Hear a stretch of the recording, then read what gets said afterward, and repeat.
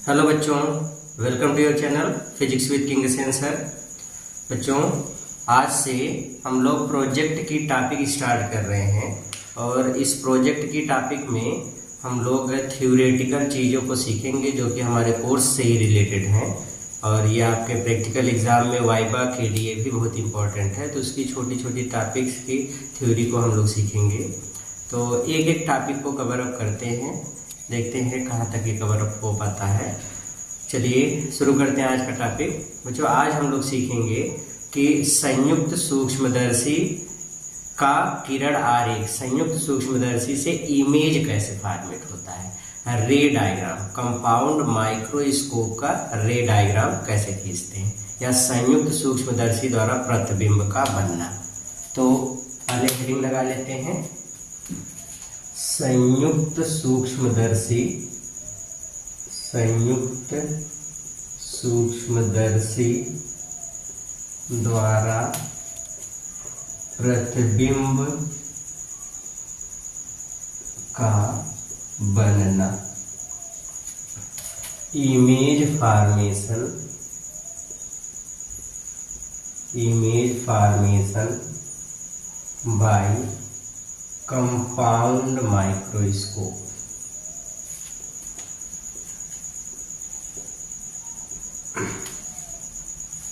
Image formation by compound microscope.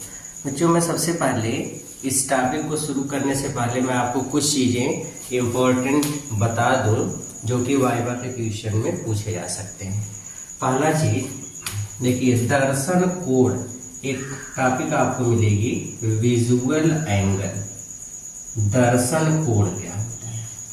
देखिए, दर्शन कोण किसी भी वस्तु द्वारा हमारे आंख पर बनने वाला कोण होता है। कोई भी वस्तु हमारे आंख पर जो कोण बनाती है उसको दर्शन कोण कहते हैं। एक्चुअल में इसी दर्शन कोण के ही छोटे अथवा बड़े होने के कारण वस्तुएं हमको छोटी या बड़ी दिखाई देती हैं। अब जैसे दर्शन कोण हमारे आंख पर बड़ा बना तो वस्तु हमको बड़ी दिखाई देगी, दर्शन कोण हमारी आंख पर छोटा बना तो वस्तु हमको छोटी दिखाई देगी। चलिए, ये तो ठीक है। अच्छा, जो दर्शन कोण के छोटे या बड़े बनने के कारण वस्तुएं छोटी या बड़ी दिखाई देती हैं, हम लोग ऑप्टिकल इंस्ट्रूमेंट जैसे सूक्ष्मदर्शी, दूरदर्शी, इन सब उपकरणों का प्रयोग इसलिए करते हैं। अब जैसे मान लीजिए हम सूक्ष्मदर्शी का प्रयोग कर रहे हैं, तो सूक्ष्मदर्शी से जिस वस्तु को हम देख रहे हैं वो वस्तु तो बहुत ही छोटी है, इतनी छोटी है कि हम अपने नंगी आंखों से, दैट मीन्स विदाउट किसी ऑप्टिकल इंस्ट्रूमेंट के उसको अगर देख रहे हैं तो उसको देखने पर वो स्पष्ट रूप से हमको नहीं दिख रहा है या दिख ही नहीं रहा है। तो ऐसी चीजों को देखने के लिए हमने कंपाउंड माइक्रोस्कोप का यूज किया। देखिए, दर्शन कोण दो बात पर डिपेंड करता है। दर्शन कोण एक तो ऑब्जेक्ट की एक्चुअल साइज कितनी है, वो अगर बड़ा वस्तु होगा तो आंख पर बड़ा दर्शन कोण बनेगा। अच्छा, दूसरी चीज कि हमारे आंख से कितनी डिस्टेंस पर डिपेंड करती है। मोस्ट इंपॉर्टेंट चीज है डिस्टेंस। हमारे आंख से वस्तु के बीच की दूरी जितनी ज्यादा होगी दर्शन कोण उतना ही छोटा होगा। दूरी बढ़ने से दर्शन कोण छोटा होता जाएगा और जितनी ही दूरी कम होगी दर्शन कोण उतना ही बड़ा होगा। उदाहरण के लिए, जैसे मान लो अभी हम एक खंबे के पास गए और उसकी हाइट हम अपने हाथ से ऐसे नापें, तो खंबे से हम नापेंगे तो एक हाथ से हमारे पूरी हाइट उसकी नहीं आएगी। क्यों? क्योंकि उसके पास चले गए खंबे के, तो खंबे से हमारी दूरी कम हो गई और उसके कारण उसकी साइज के द्वारा हमारे यहाँ पर बनने वाला दर्शन कोण बड़ा हो गया, हमको बड़ा दिख रहा है। अच्छा, आप दूर चले गए, कहीं दूर से उसी खंबे को देखो, ऐसे आंगुली से नापोगे इतने बड़ा दिखेगा। क्यों? क्योंकि डिस्टेंस बढ़ गई। डिस्टेंस बढ़ने से उस वस्तु द्वारा हमारे यहाँ पर बनने वाला दर्शन कोण छोटा हो गया। तो डिस्टेंस ज्यादा तो दर्शन कोण छोटा, डिस्टेंस कम तो दर्शन कोण बड़ा। इतना ही नहीं, कुछ तारे तो सूर्य से भी कई गुना ज्यादा बड़े हैं। अब तारे जो कि सूर्य से भी ज्यादा कई गुना बड़े हैं, अब उन तारों को भी हम देखते तो उनको कितना छोटे से एक बिंदु के आकार के दिखाई देते हैं। क्या वो एक्चुअल में इतने छोटे हैं? नहीं है, वो तो बहुत बड़े बड़े हैं। फिर इतना छोटा क्यों दिखाई दे रहा है? तो उसका रीजन है क्योंकि वो तारे हमारे आंख से अनंत दूरी पर, बहुत ज्यादा दूरी पर है और इतनी ज़्यादा दूरी पर होने के कारण उन तारों के द्वारा हमारे आँख पर बनने वाला जो दर्शन कोण है उसका मान बहुत छोटा हो गया है। तो दूरी बहुत ज़्यादा होने से उनके द्वारा या उनके आकार के द्वारा हमारे नेत्र पर जो दर्शन कोण बन रहा वो बहुत छोटा हो गया, इसलिए वो तारे हमको छोटे दिख रहे हैं, जबकि एक्चुअल में वो छोटे नहीं है। तो वस्तुओं का छोटा या बड़ा दिखना दर्शन कोण पर निर्भर करता है। दर्शन कोण जितना ज़्यादा बड़ा होगा वस्तु उतनी बड़ी दिखाई देगी, और जितना ज़्यादा छोटा होगा उतनी ज़्यादा छोटी दिखाई देगी। तो ये है दर्शन कोण। दर्शन कोण बच्चों, अगर हम किसी वस्तु को देख रहे हैं और उस वस्तु द्वारा हमारे आँख पर जो कोण बन रहा है जिसको हम दर्शन कोण बोलते हैं, अगर हम वस्तु को बिना किसी प्रकाशिक यंत्र के देख रहे हैं तो उस समय उस वस्तु द्वारा हमारे नेत्र पर जो दर्शन कोण बनता है उसको हम अल्फा से दिखाते हैं। और अगर इसी वस्तु को हम किसी प्रकाशिक यंत्र की सहायता से, लेंस से, सूक्ष्मदर्शी से, दूरदर्शी से, किसी ऑप्टिकल इंस्ट्रूमेंट या प्रकाशिक यंत्र की सहायता से देखते हैं तो इस वस्तु के द्वारा हमारे नेत्र पर जो कोण बनेगा, अब देखने के बाद इसके प्रतिबिंब के द्वारा हमारे नेत्र पर जो कोण बनेगा उसको हम लोग बीटा से दिखाते हैं। मतलब किसी भी वस्तु को प्रकाशिक यंत्र की सहायता से देखने पर उसके प्रतिबिंब द्वारा जो हमारे आँख पर कोण बनेगा उसको हम बीटा से दिखाएंगे, और केवल वस्तु द्वारा, बिना प्रकाशिक यंत्र के, केवल वस्तु द्वारा हमारे नेत्र पर बनने वाले दर्शन कोण को अल्फा से दिखाएंगे। एक्चुअल में प्रकाशिक यंत्र करते क्या है? तो आंसर है, एक्चुअल में ये प्रकाशिक यंत्र हमारे आँख पर बनने वाले इसी दर्शन कोण के मान को बड़ा कर देते हैं। अगर ये दर्शन कोण का मान बड़ा कर दिए तो वस्तु हमको बड़ी दिखाई देगी, और यही इनका मुख्य काम होता है। बच्चों, ये तो एक छोटी सी इंट्रो थी कि हम लोगों को मेन चीज प्रकाशिक यंत्र का क्या होता है। कभी पूछा जाए प्रकाशिक यंत्र का मुख्य कार्य, तो आंसर है दर्शन कोण के मान को बढ़ा देना। क्या काम है? दर्शन कोण के मान को बढ़ा देना, ये इसका मुख्य काम है। अच्छा, इसमें बच्चों हम लोग पहले पढ़ने वाले हैं संयुक्त सूक्ष्मदर्शी के बारे में। तो यहीं से देखिए, सूक्ष्मदर्शी, माइक्रोस्कोप, अब नाम से ही क्लियर है, सूक्ष्म मतलब छोटा, दर्शी मतलब दिखाने वाला, माइक्रो बहुत छोटी चीज। ऐसा प्रकाशिक यंत्र जो अत्यंत छोटी वस्तुओं का, अत्यंत छोटी, जो बहुत छोटी हो, अत्यंत छोटी वस्तुओं का बहुत बड़ा प्रतिबिंब बना करके वस्तु की तुलना में कई हजार गुना बड़ा बड़ा प्रतिबिंब बना करके हमको दिखाए, ऐसे प्रकाशिक यंत्र को सूक्ष्मदर्शी कहते हैं। सूक्ष्म मतलब छोटी छोटी वस्तुओं को दिखाने वाला। बहुत छोटी वस्तुओं को देखने के लिए जिस उपकरण का प्रयोग करते हैं वो सूक्ष्मदर्शी है। सूक्ष्मदर्शी ऐसा उपकरण है जो अत्यंत छोटी वस्तुओं का कई गुना बड़ा प्रतिबिंब बना करके हमको दिखाता है। तो छोटी वस्तुओं को देखने के लिए जिस उपकरण का प्रयोग करें उसको हम लोग बोलते हैं सूक्ष्मदर्शी। क्या बोलते हैं? सूक्ष्मदर्शी। Very good. तो जो सूक्ष्मदर्शी में जो संयुक्त सूक्ष्मदर्शी होता है, अब संयुक्त सूक्ष्मदर्शी में दो उत्तल लेंस लगे होते हैं। कैसे लेंस लगे होते हैं? उत्तल लेंस। एक उत्तल लेंस ऐसा होता है जिसकी फोकस दूरी कम होती है लेकिन इसकी क्षमता ज्यादा होती है। याद रखिए, जिस लेंस की फोकस दूरी कम होगी उसकी क्षमता ज्यादा होगी। तो ये कम फोकस दूरी वाला एक उत्तल लेंस है। इसी के सामने हम वस्तु को रखते हैं, तो जिस लेंस के सामने वस्तु को रखेंगे उस लेंस को हम ऑब्जेक्टिव लेंस नाम देते हैं। क्या नाम देते हैं? Objective lens. इसको अभिदृश्यक लेंस कहते हैं। तो ये अभिदृश्यक लेंस कहलाएगा। इससे कुछ दूरी पर एक दूसरा लेंस लगा होता है जिसकी फोकस दूरी इस अभिदृश्यक लेंस की फोकस दूरी से ज्यादा होती है और इसकी क्षमता अभिदृश्यक लेंस से कम होती है। इस लेंस की सहायता से या इसी से हम वस्तु के प्रतिबिंब को देखते हैं, इसलिए इसको हम लोग आई लेंस, यही हमारे आंख के सामने होता है, इसलिए इसको आई लेंस या इसी को नेत्रिका लेंस कहते हैं। तो ये नेत्रिका लेंस कहता है। सवाल ये पूछा जाता है कि बताइए ऐसा क्यों कि हम नेत्रिका लेंस बड़े साइज का, अदृश्यक लेंस छोटे साइज का लेते हैं। तो नेत्रिका लेंस बड़ा साइज लेते हैं ताकि हमको बड़ा से बड़ा इमेज दिख सके। अदृश्यक लेंस छोटे साइज का है। छोटे साइज में होता ये है कि अगर हम कोई भी वस्तु जिसका इमेज देखना है उससे जितनी भी प्रकाश की किरणें जाएंगी वो सभी प्रकाश की किरणें इस लेंस से होकर के पास आउट कर सकती हैं, इससे गुजर सकती हैं। तो ज्यादा से ज्यादा प्रकाश इस लेंस से ही होकर के गुजर सकता है। छोटे साइज होने के बावजूद भी ज्यादा से ज्यादा लाइट इसमें से होकर के गुजर सकती है। इसलिए जो प्रतिबिंब बनेगा वो चमकीला बनेगा, अच्छा बनेगा, स्पष्ट बनेगा। इसीलिए हम लोग इसको छोटे आकार का भी लेकर के काम चला लेते हैं। तो ये छोटे साइज का होता है। अगर ऐसा नहीं होता कि वस्तु बड़ी होती, इससे प्रकाश कम इस लेंस से होकर जाता, तो इसको भी बड़ी साइज का लेना पड़ता, जैसा हम लोग दूरदर्शी में करते हैं। तो यहाँ पे छोटे साइज का ले सकते हैं। छोटे साइज का इसलिए लिया जाता है क्योंकि वस्तु छोटी है तो ज्यादा से ज्यादा प्रकाश इससे पास आउट कर सकता है। तो ये दो तरीके के लेंस होते हैं, एक नेत्रिका लेंस होता है और एक अदृश्यक लेंस। जिसके सामने वस्तु को रखा जाए वो अदृश्यक लेंस, और जहां पर हम लोग अपने आईज को सेट करके इमेज को देखते हैं उसको कहते हैं नेत्रिका लेंस। ओके बच्चों, मैं कुछ सिंबल यहाँ पे आपको पहले ही समझा दूं, बार बार ये चीज रिवाइज करना ठीक नहीं होगा।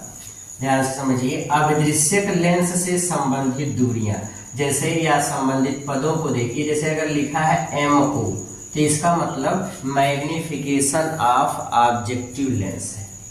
इसको हम लोग बोलते हैं अभिदृश्यक लेंस या अभिदृश्यक लेंस या दृश्यक की आवर्धन क्षमता। आवर्धन क्षमता, मैग्निफिकेशन ऑफ ऑब्जेक्टिव लेंस। ऐसे ही FO लिख दिया गया तो इसको हम बोलेंगे अभिदृश्यक लेंस की फोकस दूरी। अभिदृश्यक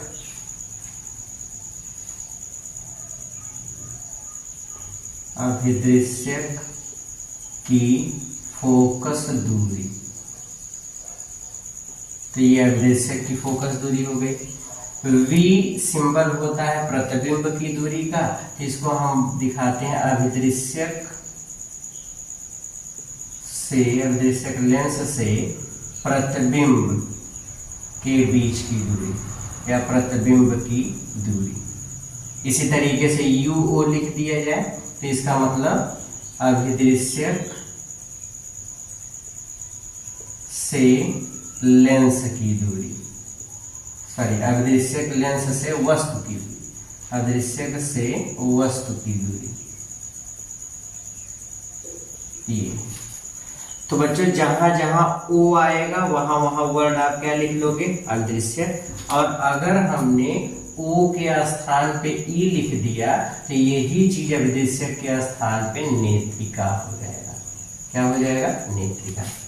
उदाहरण के लिए जैसे मैं बोल दूं ME तो नेत्रिका लेंस की आवर्धन क्षमता, FE नेत्रिका लेंस की फोकस दूरी, VE अदृश्य नेत्रिका से प्रतिबिंब की दूरी, UE नेत्रिका से वस्तु की दूरी।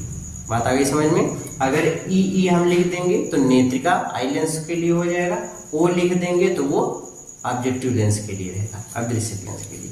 क्लियर हो गया? ओके। तो अब रे डायग्राम देखते हैं जो हम लोगों के प्रोजेक्ट का मेन टॉपिक है। जो हमको प्रोजेक्ट में ये दिखाना है कि रे डायग्राम या इमेज कैसे बनता है। तो बच्चों संयुक्त सूक्ष्मदर्शी द्वारा प्रतिबिंब बनने की मुख्यतः दो स्थितियां होती हैं। पहली स्थिति होती है केस फर्स्ट इसमें लेते हैं जब अंतिम प्रतिबिंब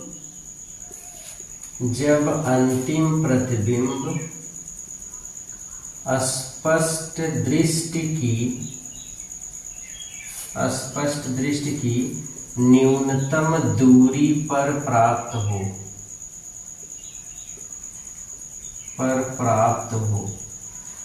क्या है बच्चों?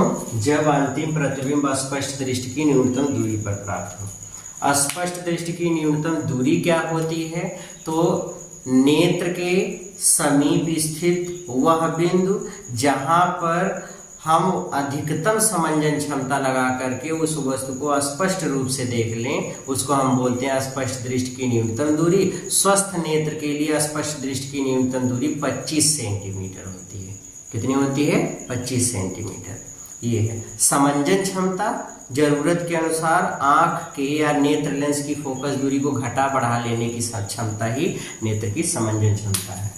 तो बच्चों, जब प्रतिबिंब स्पष्ट दृष्टि की न्यूनतम दूरी पर प्राप्त हो तो इमेज किस तरीके से बनाएंगे? अब इसके लिए रे डायग्राम अच्छे से समझिए। सबसे पहले बच्चों बना लेंगे प्रिंसिपल एक्सिस, ये मुख्य अक्ष हो गया। यहाँ पर एक लेंस हम बना लेते हैं जो कम फोकस दूरी का है, ये है, ये कम फोकस दूरी का एक लेंस है। इसी के सामने हमने वस्तु को रखना है, इसलिए इसको हम बोलेंगे ऑब्जेक्टिव लेंस। क्या बोलेंगे? Objective lens. ये ऑब्जेक्टिव लेंस का ऑप्टिकल सेंटर है CO। किसी भी लेंस में बच्चा दो फोकस होते हैं, तो इसका एक फोकस ऑब्जेक्टिव लेंस के फोकस को किससे दिखाएंगे? FO से, और इधर भी दिखा देंगे FO, ये ओके।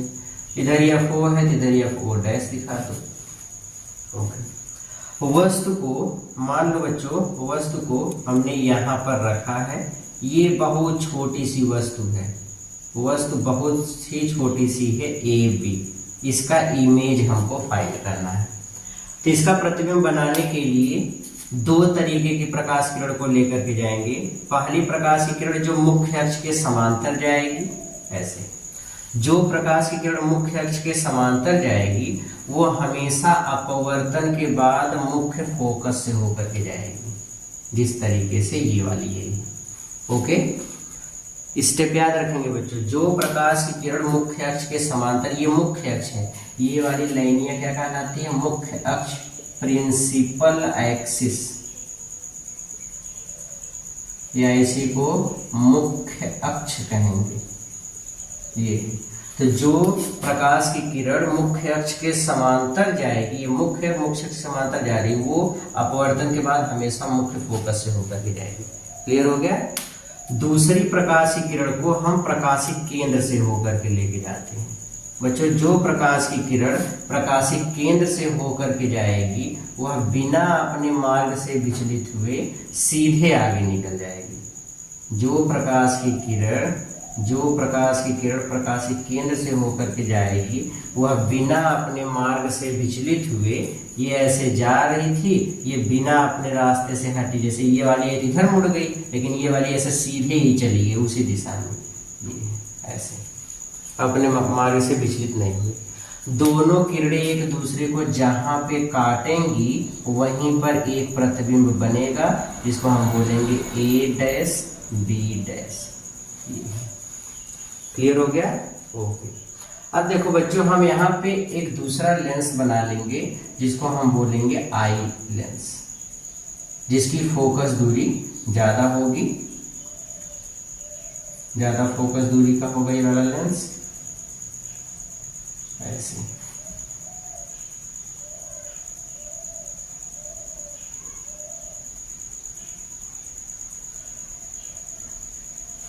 ये तो ये ज्यादा फोकस दूरी का है, ओके। ये इसका प्रकाशिक केंद्र है CE, इसके भी दो फोकस होंगे, लेकिन याद रखेंगे यहाँ पे इम्पोर्टेंट चीज, जब भी हम आई लेंस को बनाएंगे तो आई लेंस को ऐसी जगह व्यवस्थित करेंगे कि आई लेंस का जो फोकस है उस फोकस और इस प्रकाशिक केंद्र, फोकस और प्रकाशिक केंद्र के बीच में ये वाली वस्तु आ जाए A डैश B डैश, ठीक है। फोकस और प्रकाशिक केंद्र, इसके बीच में ये वाली वस्तु आनी चाहिए A डैश B डैश, तभी प्रतिबिंब कहाँ पर बनेगा? तो आंसर है स्पष्ट दृष्टि की न्यूनतम दूरी पर। अब इसका रे डायग्राम बनाओगे, तो रे डायग्राम बनाने के लिए एक प्रकाश की किरण को मुख्य अक्ष के समांतर लेकर के जाओ। फिर से वही रूल, जो प्रकाश की किरण मुख्य अक्ष के समांतर जाती है वह हमेशा अपवर्तन के बाद कहाँ से होकर के जाती है? तो आंसर है मुख्य फोकस से होकर के जाती है। तो जो प्रकाश की किरण मुख्य अक्ष के समांतर, यानी ये मुख्य अक्ष इसके समांतर ये गई तो अपवर्तन के बाद मुख्य फोकस से होकर के चली गई। दूसरी प्रकाश की किरण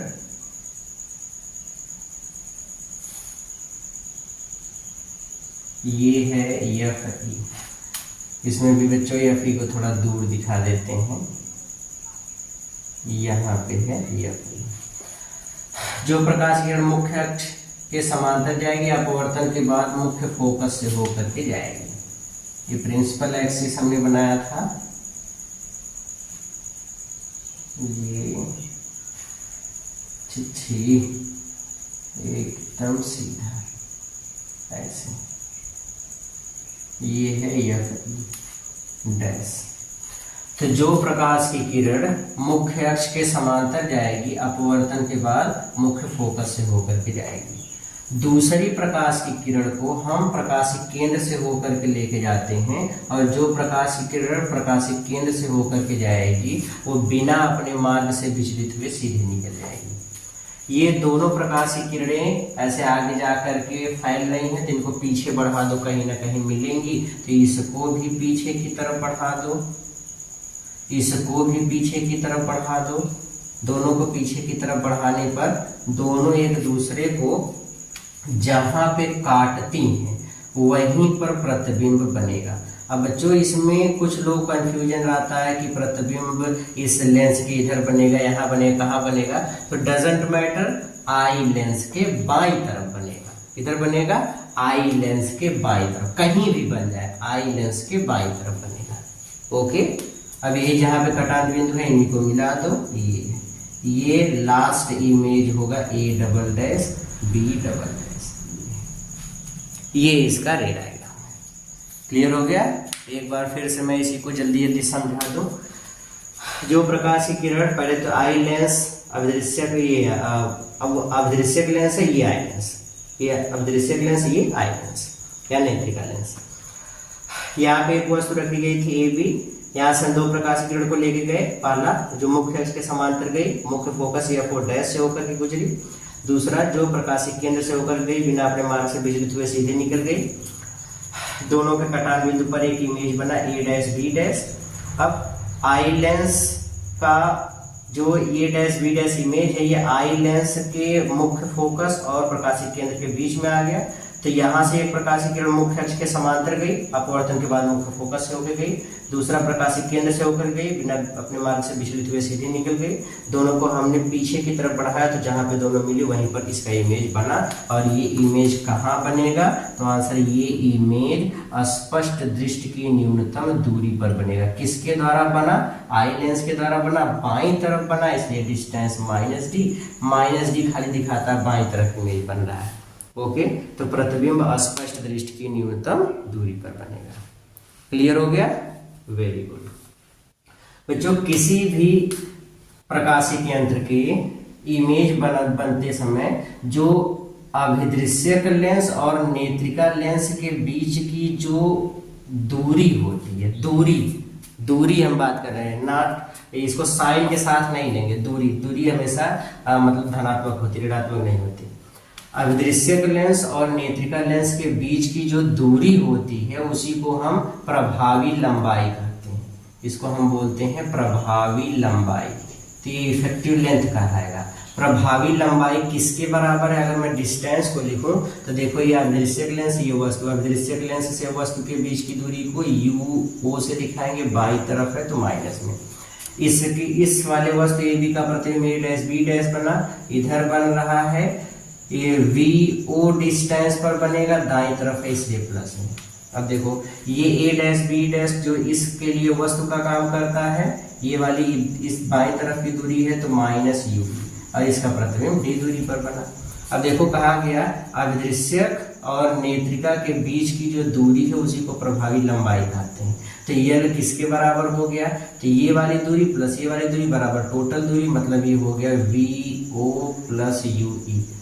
फिर से वही बात, यहाँ पे -UE क्यों नहीं लिया गया? क्योंकि दूरी है और दूरी हमेशा धनात्मक होती है, इसलिए ऐसा किया गया। क्लियर हो गया? ओके, तो ये इसका रे डायग्राम है। क्लियर हो गया? तो बच्चों जब अंतिम प्रतिबिंब स्पष्ट दृष्टि की न्यूनतम दूरी पर बनता है तो सूक्ष्मदर्शी का संयुक्त सूक्ष्मदर्शी का किरण आरेख इस तरीके से बनाएंगे। अब हम लोग जान लेते हैं इसके मैग्निफिकेशन पावर के बारे में। आवर्धन क्षमता, इतनी चीजों को मिटा देते हैं।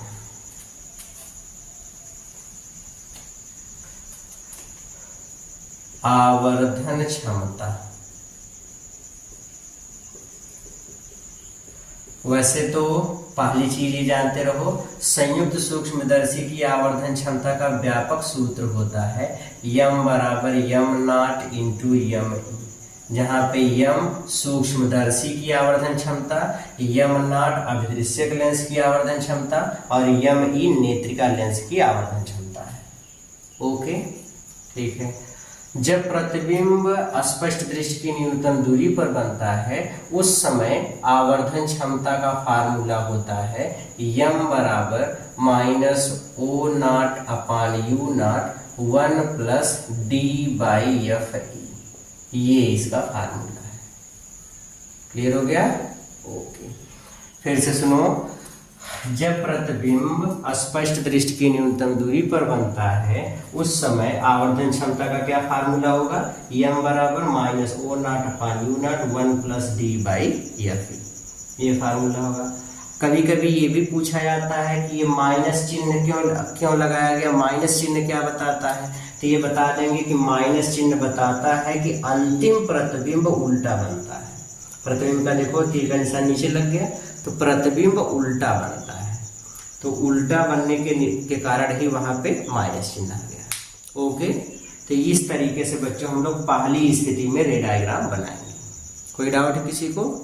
ओके, किसी को मतलब अब ऑनलाइन क्लासेस तो है नहीं, वीडियो शूट हो रहा, बट डाउट होगा तो आप वीडियो को थोड़ा सा बैक करके फिर से देख लेंगे। ओके, ठीक है। अब लेते हैं दूसरी स्थिति, मिटा दें इसको। ओके,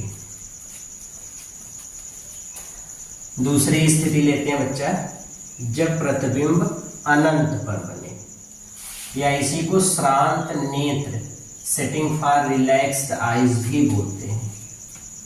आ जाइए दूसरी स्थिति लेते हैं, केस सेकंड। केस सेकंड जिसको हम लोग बोलते हैं श्रांत नेत्र के लिए, या इसी को हम लोग बोलते हैं जब अंतिम प्रतिबिंब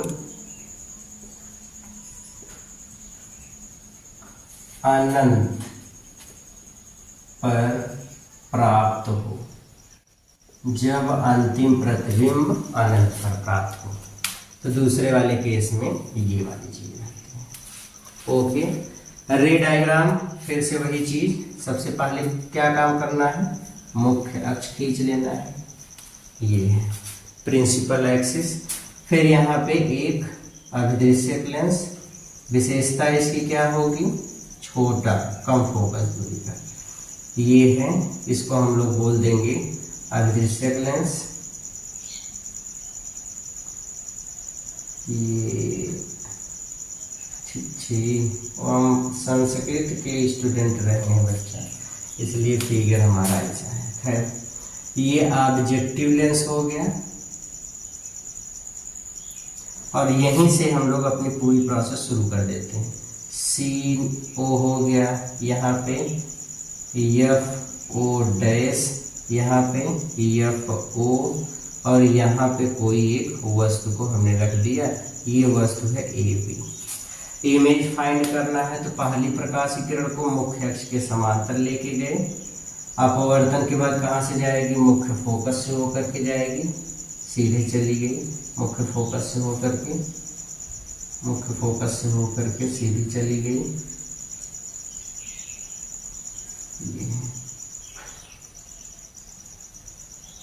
ये एफ ओ डैश। जो दूसरी प्रकाश की किरण है, जो दूसरी प्रकाश की किरण है, वो दूसरी प्रकाश की किरण, वो दूसरी प्रकाश की किरण, अरे ये लाइन सही बने तब तो हम बताएं दूसरी प्रकाश की किरण कैसे जाएगी।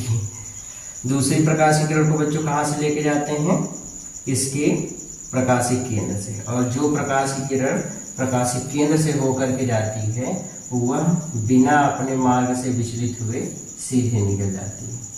तो ये सीधे निकल गई और ये भी सीधे ऐसे निकल गई। दोनों एक दूसरे को जहां पे काटेंगे वहीं पर इमेज बनेगा। दोनों एक दूसरे को जहां पे काटेंगे वहीं पर इमेज बनेगा। तो दोनों एक दूसरे को यहाँ पे काट रहे हैं, ये वाली प्रकाश की किरण आई, बिना अपने मार्ग से विचलित हुए सीधे निकल गई। दोनों एक दूसरे को यहाँ पे काट रहे हैं, तो यहाँ पर इसका इमेज बनेगा A dash B dash. Okay, अब दृश्यक लेंस से वस्तु के बीच की दूरी को UO से दिखाते हैं, तो UO ये प्रतिबिंब बन गया। ये वाली डिस्टेंस को दिखाएंगे VO, दाईं तरफ है इसलिए प्लस में, तो प्लस VO।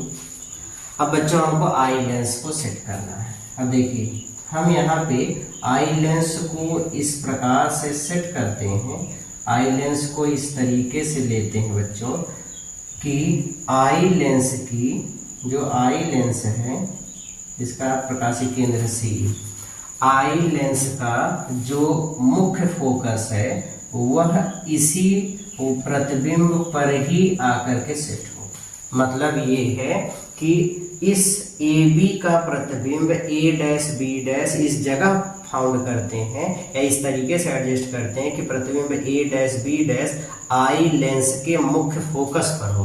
मतलब यही वाला पॉइंट क्या है, तो आंसर FE भी है। यही वाला पॉइंट क्या है, FE। तो ये FE भी कहलाएगा ये। और इधर वाला फोकस क्या हो जाएगा, FE डैश, FE डैश हो गया।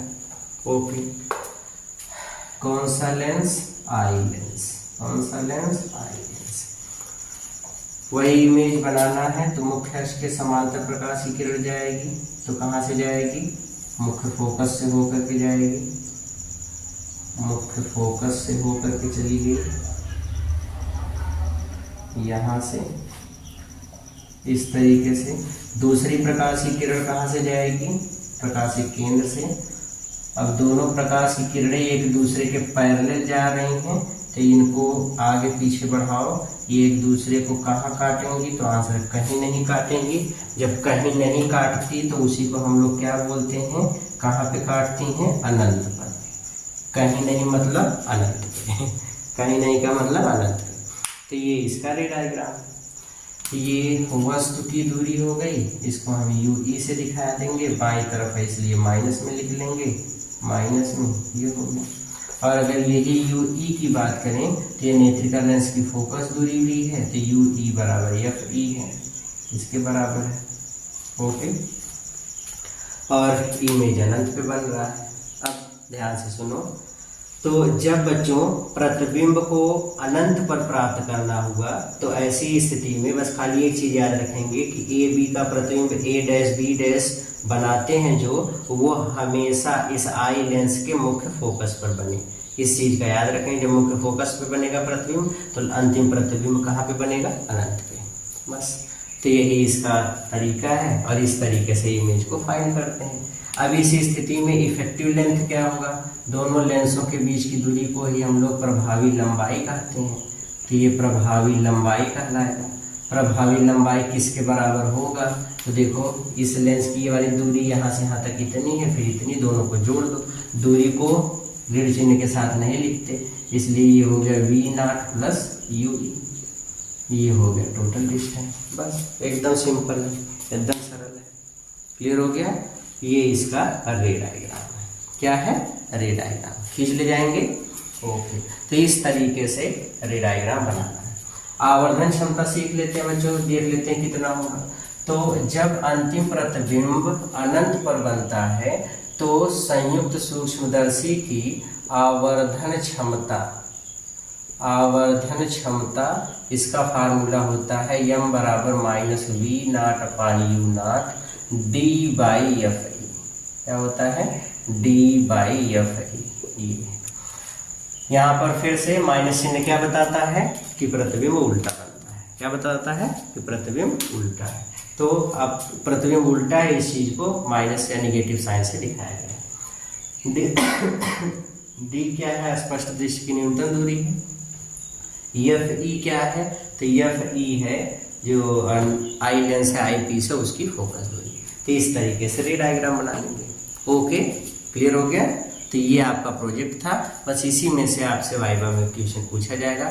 जैसे आवर्धन क्षमता क्या होता है, फिर ये पूछ लिया गया कि बताइए आवर्धन क्षमता किस स्थिति में कितनी होती है। जैसे व्यापक सूत्र आवर्धन क्षमता का m बराबर m0 इंटू एम ई, जब प्रतिबिंब अनंत पर बने तब बताओ आवर्धन क्षमता। फिर दर्शन कोण क्या होता है, फिर अलग अलग चीज़ें इससे रिलेटेड, प्रभावी लंबाई क्या होती है, ये सारे क्वेश्चन पूछे जा सकते हैं। तो इस वीडियो को अच्छी तरीके से देखिए, समझिए, इससे आपका प्रोजेक्ट पूरी तरीके से तैयार हो जाएगा और आप अच्छे से वाइवा में कर पाओगे। तब तक पढ़ते रहिए, मेहनत करते रहिए। All the very very very best.